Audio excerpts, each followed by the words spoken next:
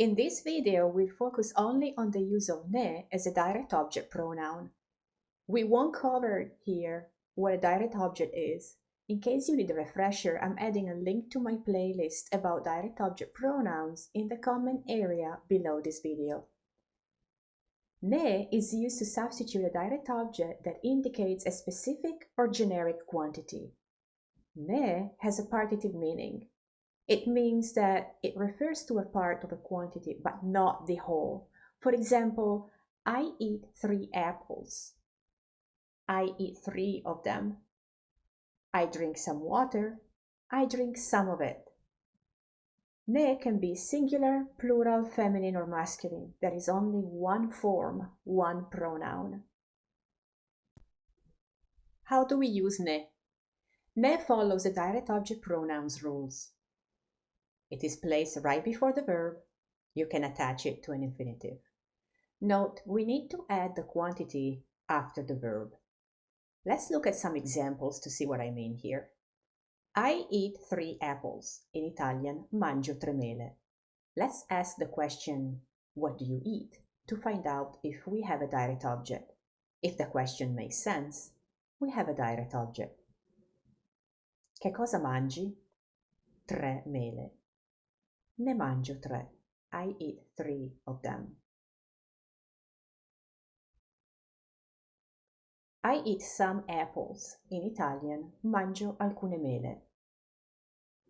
Che cosa mangi? What do you eat? Alcune mele. Some apples. Ne mangio alcune. I eat some of them. Note how alcune is agreeing in gender and number to the noun it's referring to.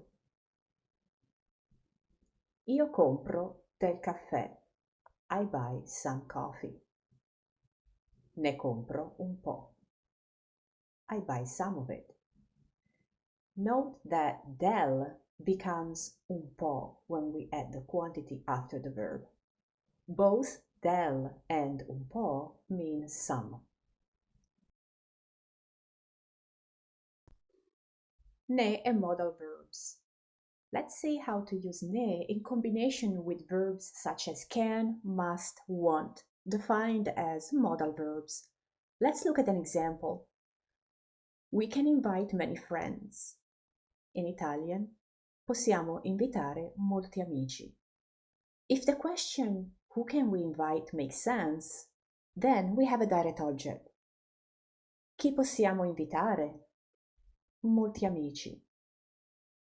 In this case, because we work with modal verbs, we have 2 options. Option number 1, we can place the pronoun before the verb, like we usually do. Ne possiamo invitare molti. We can invite many of them. Option number 2, we can attach the pronoun ne to the infinitive. Remember to drop the last letter of the verb, I, before you attach ne. Possiamo invitarne molti. We can invite many of them. Either one works.